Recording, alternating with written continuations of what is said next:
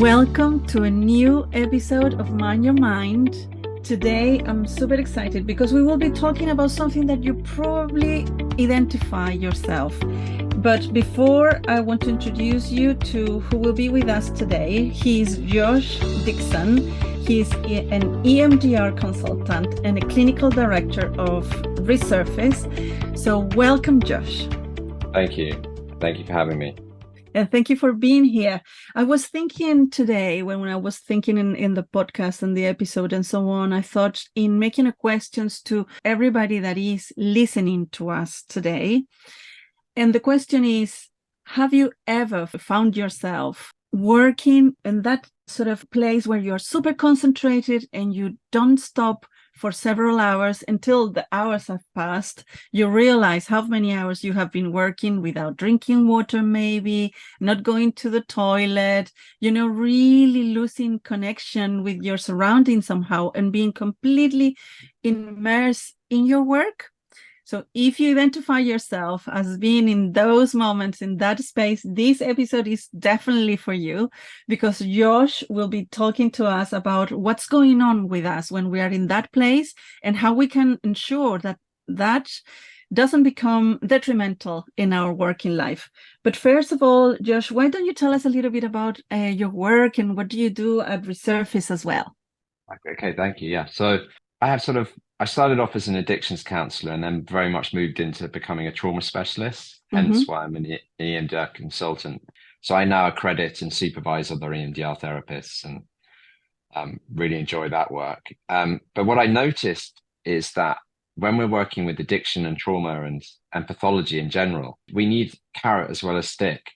And providing, an area of value for people to move towards, I find that a lot of therapists, counselors struggle with, including myself in the early days. And so I really gravitated towards learning about positive psychology and which is the science of human flourishing.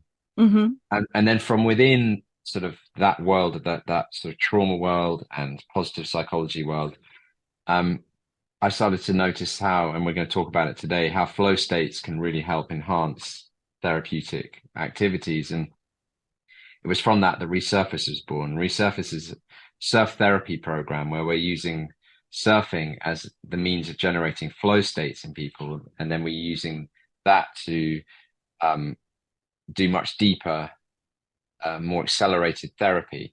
And it sort of basically is a week-long therapeutic holistic retreat that combines many evidence-based modalities, but primarily we're using the surfing and the group, when it's a group retreat, the group therapy together.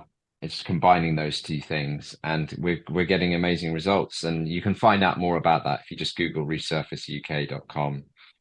And because I could talk about that for hours, but that's not why I'm here today. But just to let people know that that's what we're doing. We're using flow states to enhance and accelerate therapy. Fabulous. Thank you for that. And we will definitely always, as everybody knows now, that we share the links of the things that we are talking about during. So they will, everybody that is listening to this episode will be able to find as well that link in the description of this episode. So how do you define flow? Well, I will often, to keep it really simple, define flow as effortless effort.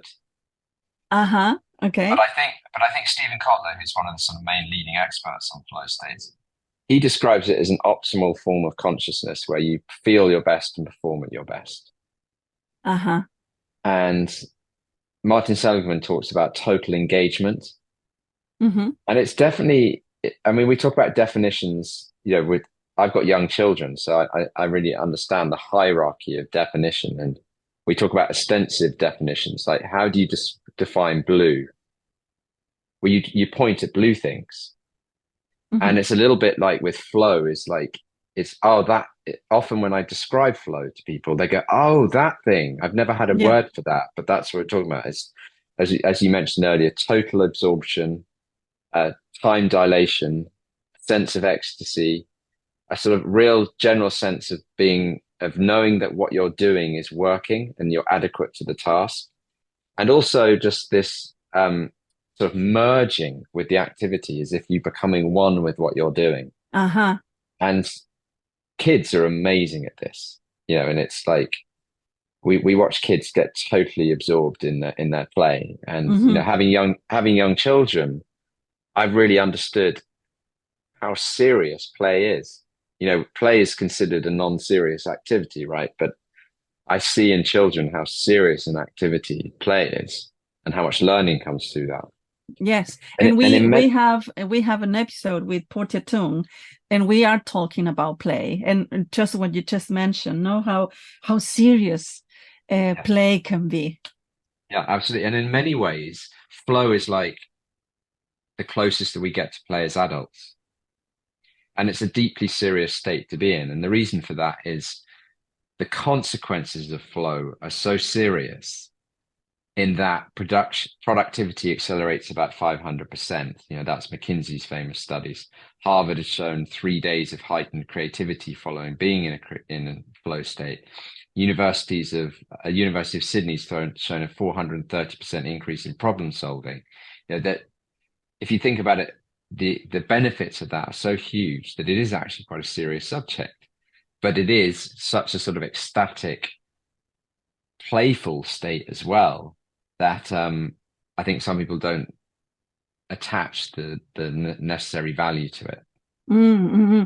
And do you think and now that you're saying all of this, I'm thinking, do you think that you need some element of necessarily a sense of safety to be in the flow mode, let's say, or flow can happen just by us being completely absorbed by our work, for example? Well, it's a really great question because actually flow requires a sense of danger. And Uh-huh. usually that sense of danger comes from either something being so valuable to you. So within work, it's easy to say and understand the sense of danger that's necessary to get into flow when you're skiing or parachuting or surfing. The bigger the waves, the more you have to concentrate, the more that focuses your mind, the more likely you are to get into the task at hand. Um, as long as the sense of danger isn't too overwhelming. And Uh-huh. there's some very interesting data that looks at the split between whether you go into flow or whether you develop PTSD. But that's that again another subject. But just if you think about, like, there are certain situations where you're so heightened that you could go one way or the other. Now, and it's easy to understand with the very kind of traditional flow state activities that are sort of more sports based or extreme sports based. But where does the danger lie in your work? Mm-hmm. Well, that usually comes from how valuable something to you is. So the danger or the heightened sense of urgency comes from this PhD is everything to me, or the discoveries I'm making are incredible, or fill in the gaps. But if something is really of high value to you, that helps really focus the mind and get you into the zone as well. Because I mean, other words that people use for flow are being in the zone, being in the Mm-hmm. pocket. Those are sort of more traditional words that people might identify with. And you only really get into the zone doing things that you really love or value. Uh-huh. If you're doing a task that you really don't enjoy or value, the sensation usually is relief when it's over. Whereas if you have got into flow during an activity you value, you want to do it again, and Yes. nearly always and immediately. and you end up Yeah, like, yes, that was yeah, good. I want that to was carry amazing. Yeah, on. Yes. yeah, exactly. Yeah, and that's the dopamine that's doing that, by the way. So You're flooded with dopamine in flow, and that's that motivational sense that you have. So there is a neurological component, I'm assuming, to the whole process of flow. Is that the cycle of flow that you have Yeah, so there's spoken about? two really, like, I think, important things to understand about how to get into flow, because a lot of people sort of think that flow just comes and goes, but Mm-hmm. there's some conditions to get into flow, and we have to understand what's known as the flow cycle, because if we understand how it works, we can then set our activities up to follow that. But we also have to understand something called the skills challenge balance, which is one Okay. of the most important, or if not the most important, trigger to get into flow. So, I mean, I think if we step back a second, like, what are the flow activities? Well, I mean, the traditional ones are kind of extreme sports, skiing, surfing, parachuting. And then you got things like dancing, ballet, playing team sports. Um, and then we have things like people report getting to flow doing like advanced equations in maths. They talk about getting to flow, um, public speaking. I mean, one area that I get into flow a lot is the Q&A section of any talk that I do. And we'll come to why. Well, the reason is because that's the bit that I don't know what's coming. So it's more heightened for me. So, but the number one flow activity reported by people in the world is good conversation. Think about the times when you've met someone and you've got so into the conversation, you're like, oh my God, look at the time, I've got to go. I'm so sorry, I hadn't realized. Where's the time gone? Because you've been so absorbed in each other's conversation. And but you never get into that great conversation with someone that doesn't inspire you or you value, or you never get into the flow having a boring conversation. You get Yes. into, yeah. So and the reason for this that gets us into that kind of focus flow is this thing I mentioned just a few minutes ago called the skills challenge balance. Now, again, it's almost easier to use an example than Mm-hmm. to explain that. But if I'm playing football with my children who are 3, or if I'm playing with like nephews and nieces who are young, I used to be quite good at football. Yeah, it's never going to be anything more than relaxing, and then it'll probably descend to be a bit boring after time. And the reason for that is my skill level far exceeds the ability of what's happening. So I'm never going to be in sort of stimulated enough to get the focus to get into flow.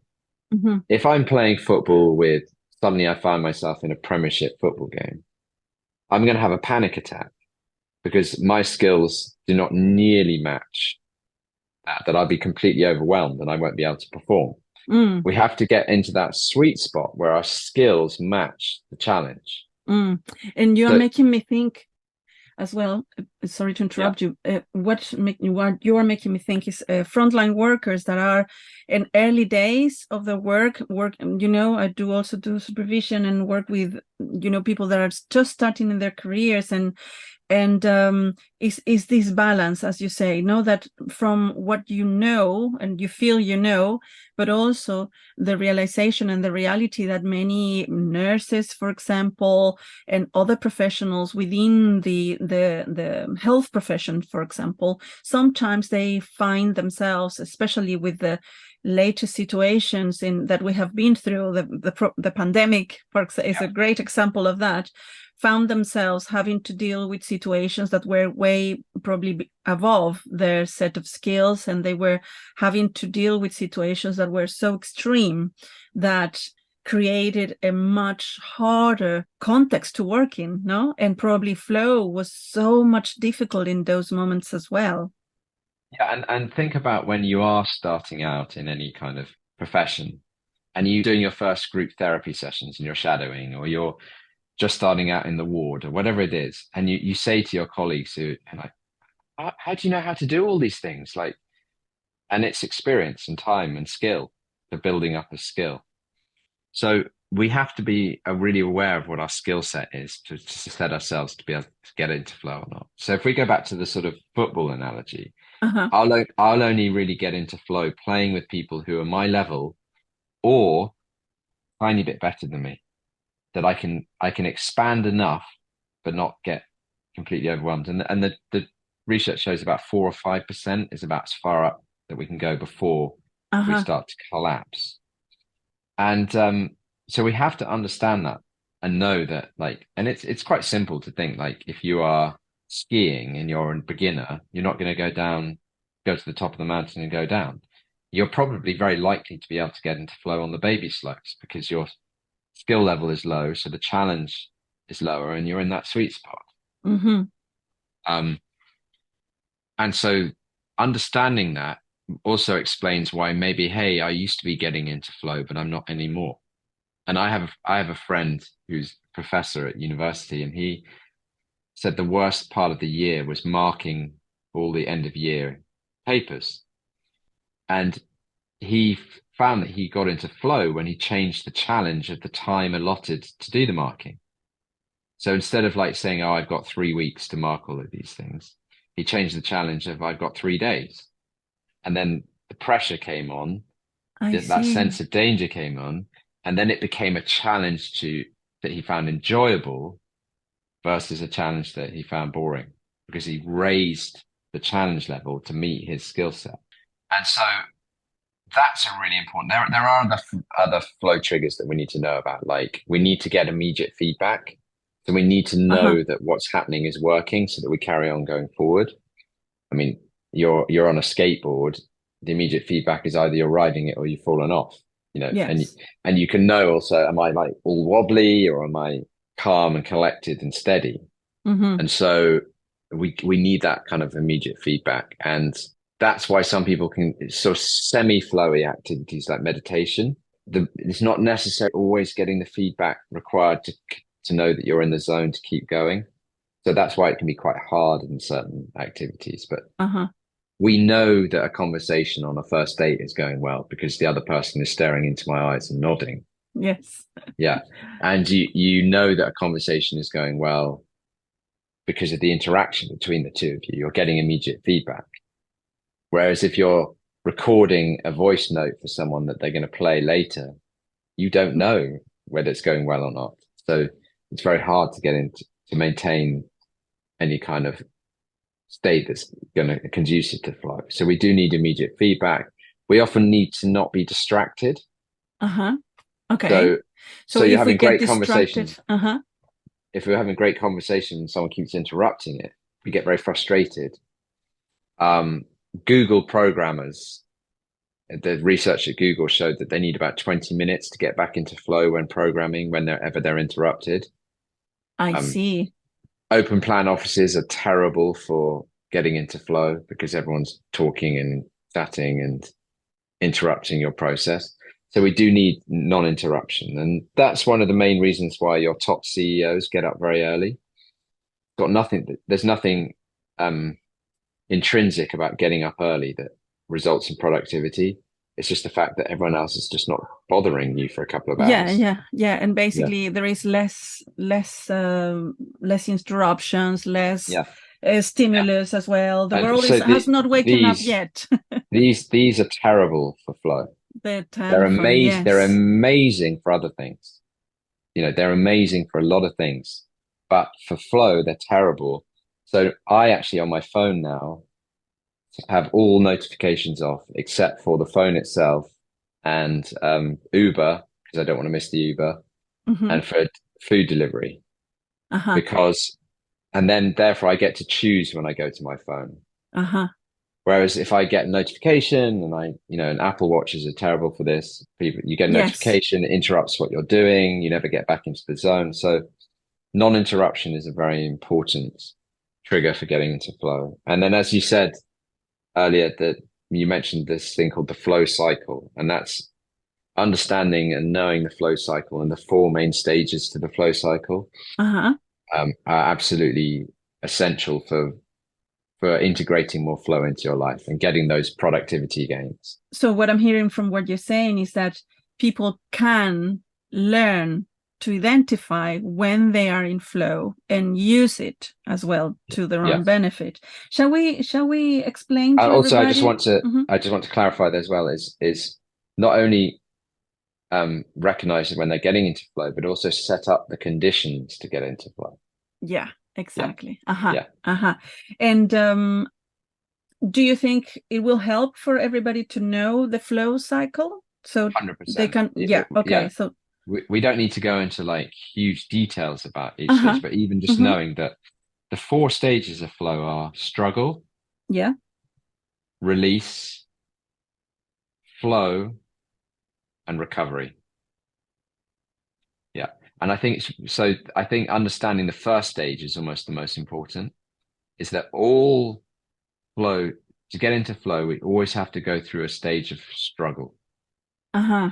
So this is why having a cigarette, uh, doing hard drugs, um, checking your phone, making another cup of tea, what all these things do when you're trying to get going Mm-hmm.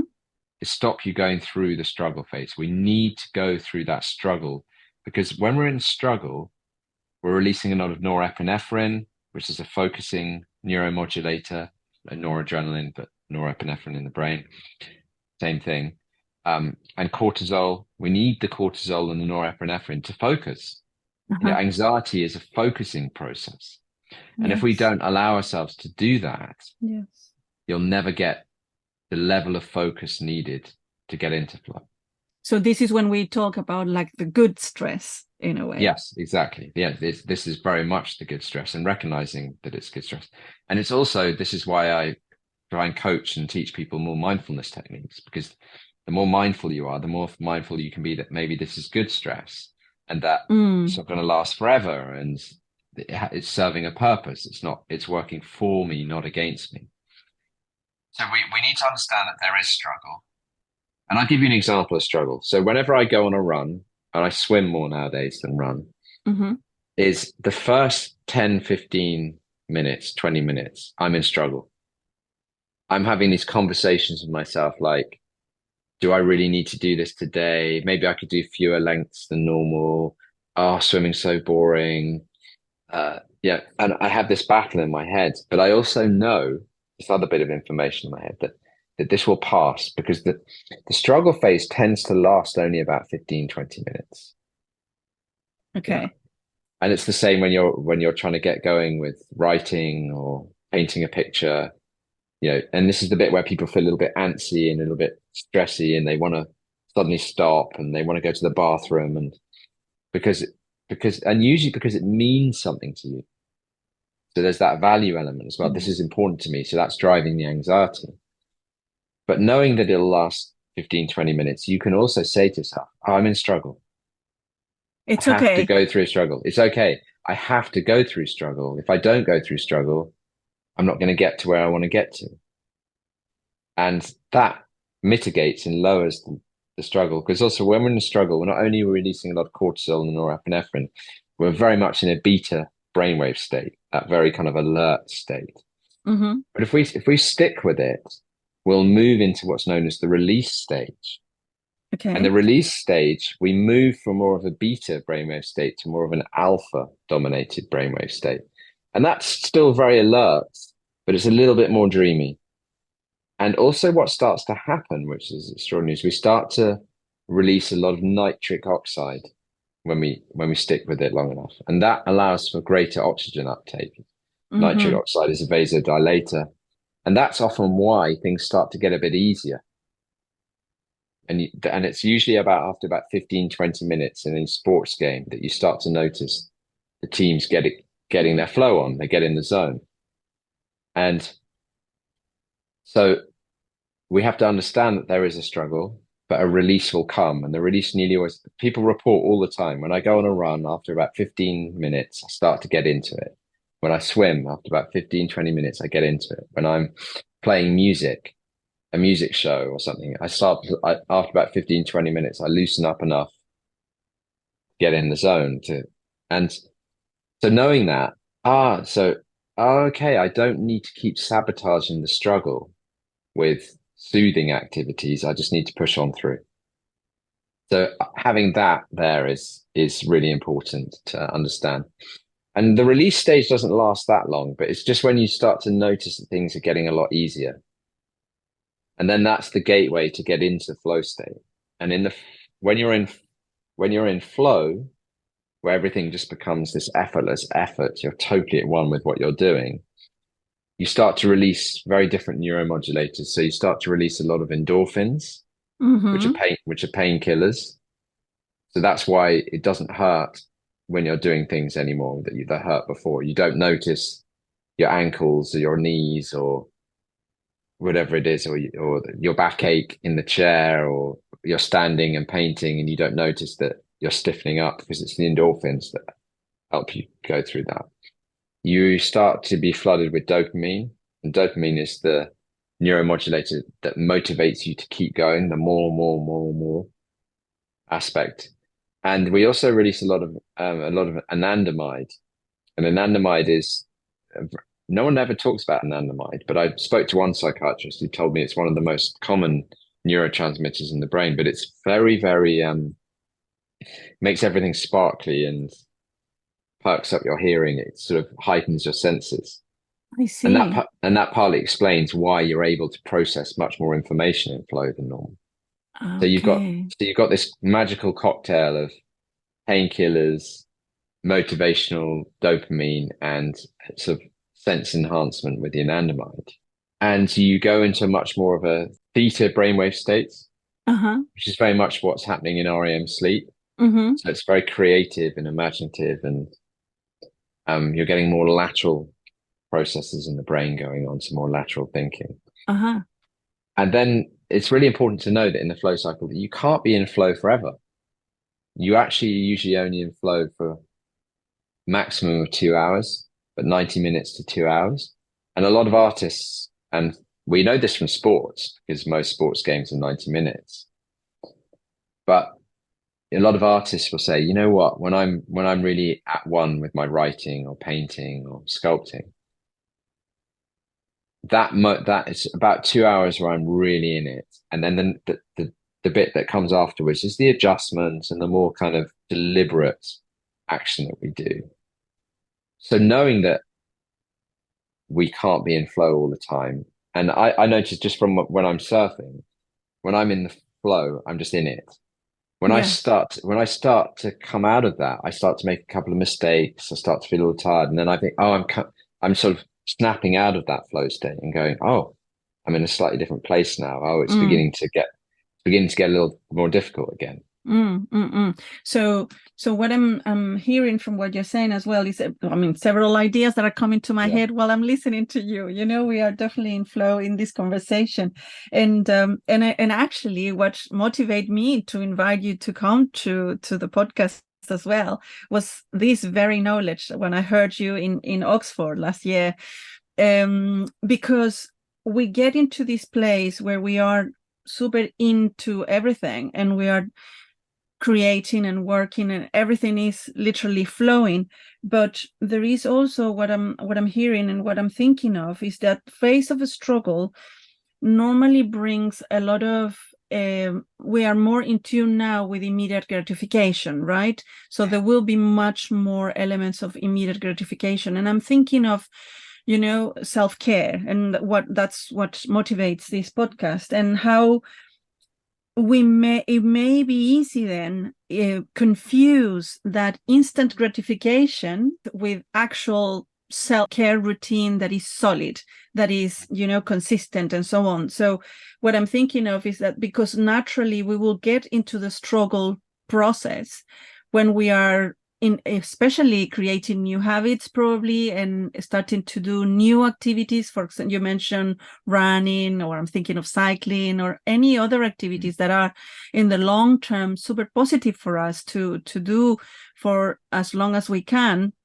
But also there is a lot of obstacles yeah. on the way, and many people reports that there's so many obstacles that appear on the way to actually establish a stronger sort of self-care routine. Mm. And I would hope that people would be bringing flow into their self-care routines. Maybe that's like, I mean, Stephen Kotler says we should ideally have two major flow activities in our life: our work, but also some kind of hobby at the weekend as well. That's a counter to that. That's very flowy as well. Uh-huh. And I think something else just to report for those who maybe this is all new to them is that the extraordinary thing is flow feels the same no matter what you're doing. Uh-huh. So the flow that you're in skiing is the same feeling as when you're in a great conversation. Now the level of it, the extreme is different, but flow feels the same regardless of the activity.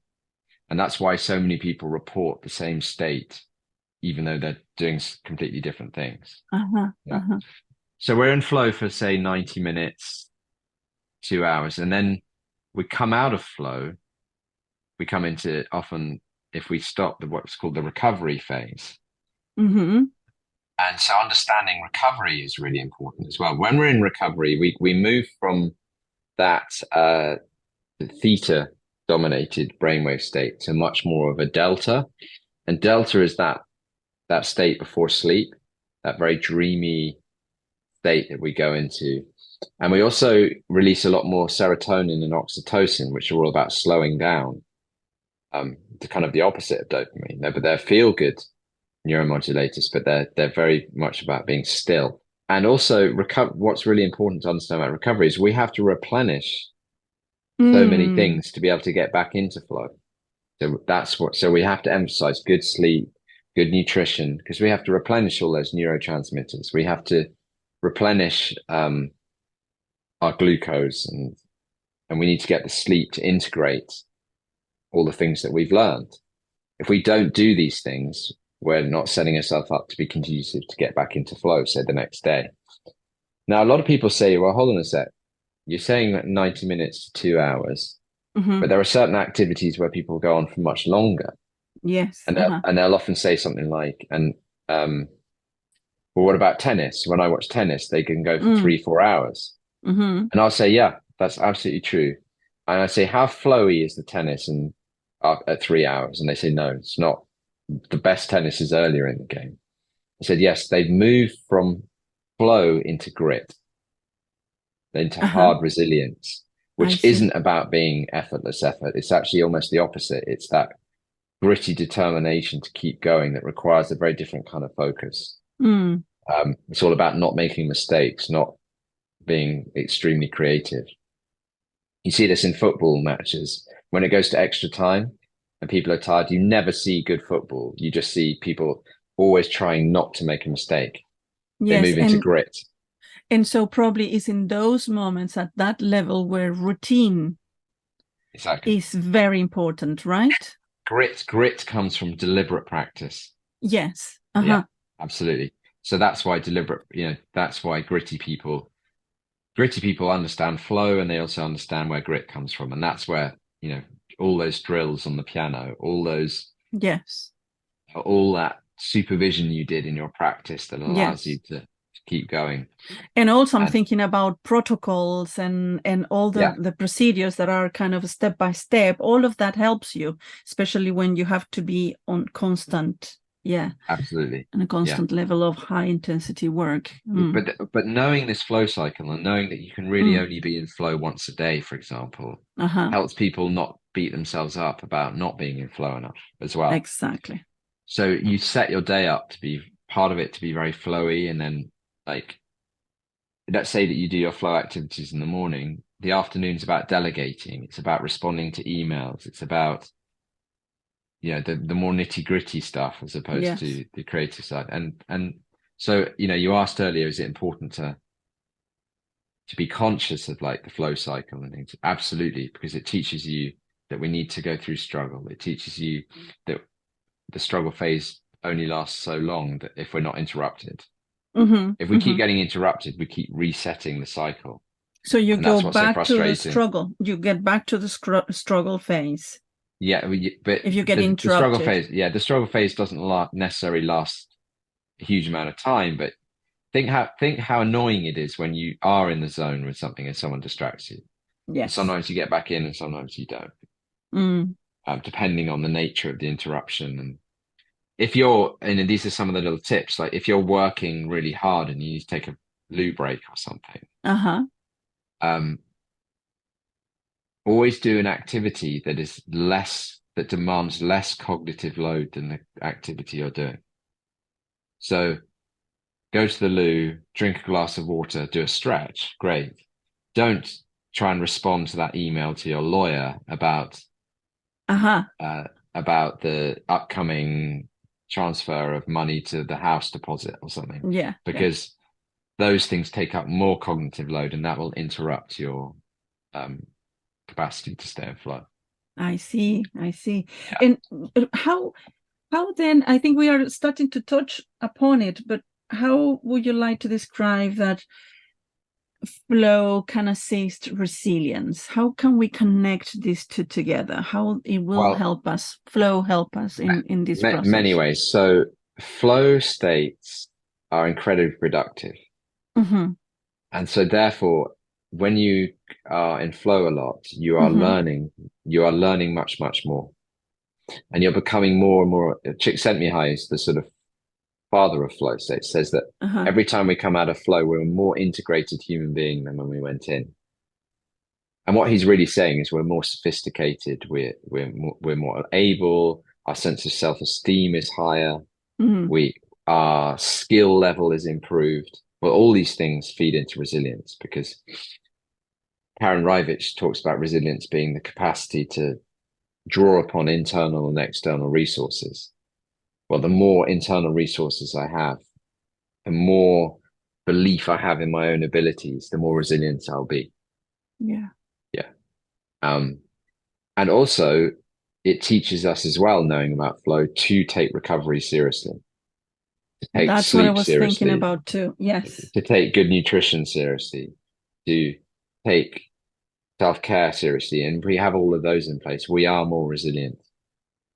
Absolutely. And we have an episode with Velen Dominguez as well, talking about that moment, because we can be, for example, for us therapists, we work in periods of 50 minutes, or the conversation went about thinking in that very end of session, in that very end moment, what do you do after you finish with the task on hand, and how are you starting the next one? So in a way, what I'm hearing is flow, it can help us a lot as well in understanding that moment in between, no, and that recovery moment. And so to use that recovery moment to implement as well, maybe some little activities, something that can happen in that recovery moment. Well, I'll give it. So from my own experience, what happens with me is, if I'm really good with my boundaries and I finish on 50 minutes and I have that 10-minute gap, if I have a drink of water and just kind of breathe and take it easy, I go into the next session well. Yes. If in that 10 minutes it's like, oh my God, I've got to call the bank manager, or I've got to call back my partner because there's 7 missed calls or whatever it is. And then I'm like, oh my God, I've got to go. And I've used up, because that 10 minutes goes so fast. Yeah. Way faster than the time before. I start the next session stressed, less empathic, less attuned. I'm still probably going to do good work, but I'm usually a bit stressed, and I want to come down a bit. And and there I am wanting to come down a little bit. Yeah, someone is delivering me some news or telling me some stuff that can be, it can be very stressful. So when I do practice what I preach and I'm able to not be too distracted in those gaps, I'm a much better clinician than when I use those gaps to do something that's more cognitively intensive. And is that pause in between one and the other, one client, the next one, and so on? And I'm thinking about people in wards, in hospitals, or people that are working as well in the charity sector, and advisors, for example, that have a diary. They tend to see their clients with time slots, just to ensure to allow a little bit of a space in between as much as possible, just for a moment of self-nurturing in a way, no? And that recovery comes as well into my mind as nurturing yourself for a moment, just giving yourself a moment and then continuing. And I never see more than 4 clients a day. Yes. And I do 2 hours usually in the morning, 2 in the afternoon, and I have gaps for, there's other work to be done, admin and responding to emails and supervision and things like that. But that allows me to know that I can only ever really focus for that amount of time anyway, and be good, be useful. Yes. And it allows me the time to regenerate as well. Yeah, absolutely. But also that's the benefit that we have as independent workers. I think since I started my private practice as well, the rhythm of my work has changed enormously, because before I was leading very busy services, working every day with so much elements coming my way, normally dealing with high level of risk consistently. And all of that was an ongoing a sort of scenario, a context that I was working in for so many years, but I did really notice the difference between the high level intensity of work in within the charity sector, higher education sector, and so on, and also the difference that I have now with the work that I have in my private practice. But also what I noticed is that although I thought I was in flow in that period that I was working in high intensity, I also noticed that probably now on reflection, I know that my recovery phase was almost none, probably, or probably was literally when I went back home, sleep. Thankfully I've always been a good sleeper, so I never had problems with sleeping, but that was the only moment that I had for recovering, and then was the next day and do it all over again, and it felt quite intense. I imagine that this also takes a lot from us, no? And I notice now the difference in the level of energy that I can have compared to the level of energy that I used to have, when after work and so on. And you probably noticed that the quality of, if you're working 7-8 hours straight, the quality of those hours is very poor compared to the quality of your 4 or 5 hours. Absolutely. With clients, etc. Yeah, absolutely. So recovery is absolutely one of the most essential parts of understanding the flow cycle. That and the other thing is you cannot cheat the cycle. Okay. You have to go through that cycle. So to get back into flow, you have to go through that cycle. So we need to prepare and have ourselves set up to make the most of each of those stages. So how do we improve the struggle? I always say mindfulness. How do we know that we're in release? Mindfulness. How do we know that we are in flow? Mindfulness. How do we know that we are in recovery? Mindfulness. There's just one example of why, and I'm not a huge, mindfulness advocate, by the way. It might have sounded like that. I think it's fantastic. Yes. But I'm not like a trained, I'm not sort of a mindfulness zealot or anything. But there's just an example of, we could do it with hydration. How am I going to manage struggle better? Well, make sure you're hydrated. How am I going to maintain and keep going so that I can go through release and into flow? Good hydration. What do I need to do in recovery? Good hydration. Yes. Yeah. And the same thing with how am I going to manage struggle better? Good sleep. How am I going to make the most of all those things that I've learned in that accelerated flow state? Good sleep.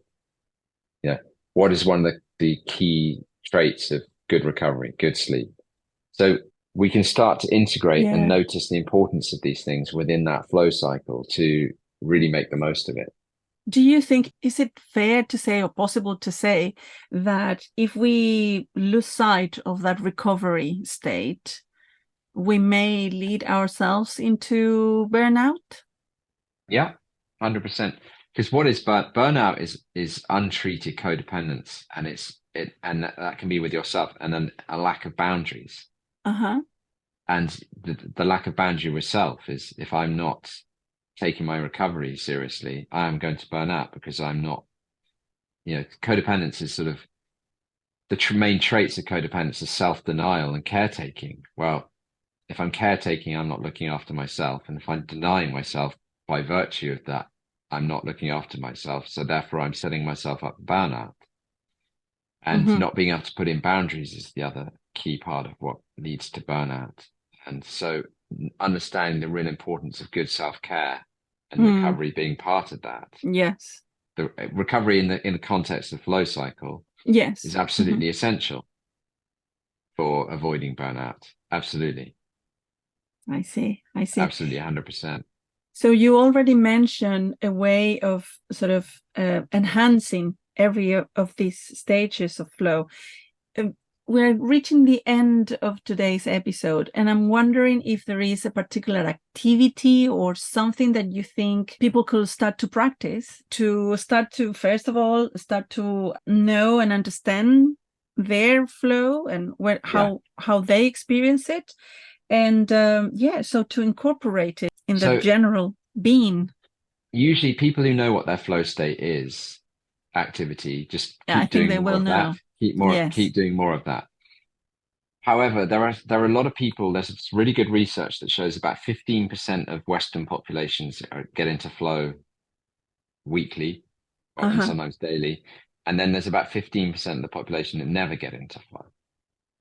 So there's going to be people listening who never get into flow. And often when I'm talking with people, they're like, well, I don't know what I want to do. What's it going to be? You know, you mentioned dancing and you mentioned mathematics and you mentioned skiing and you mentioned good conversation. What is it for me? And it's a really good, valid question. And so I often will say to people, okay, there's two ways of looking at this. One is, what are the things that you really value? What are the things that you're really drawn to? What are the things that really bring you joy? Those are the areas that you're most likely to get into flow. And someone might say, oh, well, you know, I went to this ceramics class and it was really fun. And it was the best day. And it's like, okay, great. Keep remembering these things and see if you can take out of that what you're drawn to. And the other thing is just to really ask yourself, because children are the masters of flow. And if you think most learning up to about 6 or 7 takes place through kind of more osmosis. And then when we get older, we have to focus more to learn. And the kids are masters of flow, little kids. And when they're playing and ask yourself, what did I used to love doing as a kid?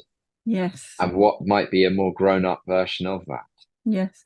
And you make me think, because every time I get on my bicycle, I do have the same sensation that when I was little and I was riding my bicycle in Santiago. So everything is completely different. It's a completely different country and a different context. But so it's interesting because you are connecting that sense of joy that we tend to talk a lot about here in the podcast, actually, how people can start to make this deliberate, conscious decision to pay attention to what brings you joy.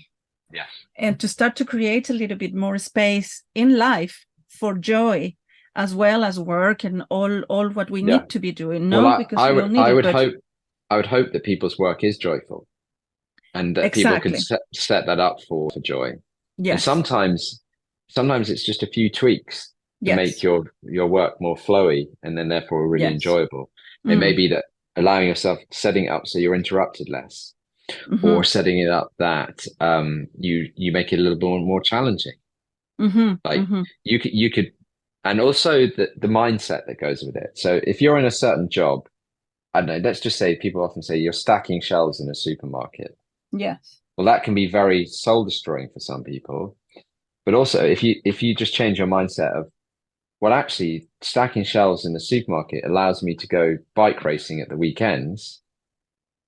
It suddenly becomes a completely different activity in your mind, even though it looks the same. So I think, mindset is really important with this as well. And how certain activities can service other activities that then can lead you to having a more flowy life. Yes. And it's important.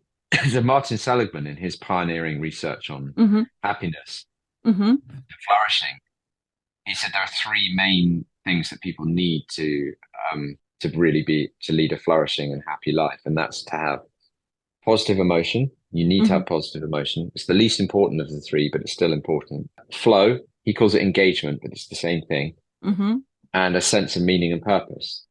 Yes. Yeah. And we need to look at all 3 of those things. And so if you want to have a more joyful, flourishing life, you do need, flow is an essential component of that. Definitely. If you don't have it, you can't just be really flourishing and happy if you have positive emotion and meaning, if you're not doing the flowy activities too. Yeah. And then we get into philosophy. We get into philosophy and outer psychology, because some people would challenge me, well, who says that I should lead a joyful life or I should be flourishing or whatever? And I said, well, I'm not here to teach you that.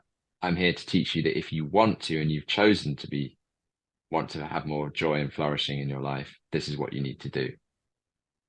Yes, this is what you can do. Because it's easy to, as well, especially for frontline workers that are completely overwhelmed with super extremely busy services, sometimes very long waiting list, a lot of pressure, no? That is also can become soul destroying, can become that people don't get to see anymore what was the joy of the work? What was what they were connecting with in the first instance? And so to have that connection and that consistent, deliberate sort of decision-making process of going and looking at those things that do give us joy, that do allow us to connect with something that probably we lose sight of, through years of work and through so many other things. So reconnection, I'm thinking about reconnecting, because this is also reconnecting with ourselves and the way that the things that make us, tingle in a way. Yeah, we need to continually reflect and look at what are our values. Am I aligned with my values? And yeah, keep reassessing that and working with that hierarchy. Definitely. So what was it about this job that was joyful? Can I bring more of that? Or can I create an alternative version of that? And what have I lost sight of? Can I reset it up? Was it really great when I was going to yoga at lunchtime? Oh, gosh, I'd forgotten. Actually, if I look at the correlation, when I was doing that yoga class, I was a little less stressed when I came back. That allowed me to, fill in the gaps. But there are many ways that what was it? When were the joyful periods, and what was it? What was happening then that isn't happening now? Yes, and I think that's a very useful message as well to finish the episode today, because sometimes we lose sight of these things, and probably the solution to whatever is bothering you now, you already know it. Is you've done it already in the past, in some of the learning that you have had from before in other moments in your life. You can use them now, and that can be a good source of information about yourself as well. So it doesn't need to be super extremely complicated and so on. You can just reflect a little bit more and find those elements and reconnect with those elements. Josh, thank you so very much. It's been my pleasure. Thank you for having me. I really enjoy our conversations, and only left to say to everybody that is listening to share this episode. If you think about anybody that can be benefiting from knowing more about flow and what that means in our life and for our resilience, please share it with your boss, with your friends, with your family, and help us to help as well. So thank you so very much, Josh, again, for being here with me. And thank you, everybody, for listening. Thanks very much.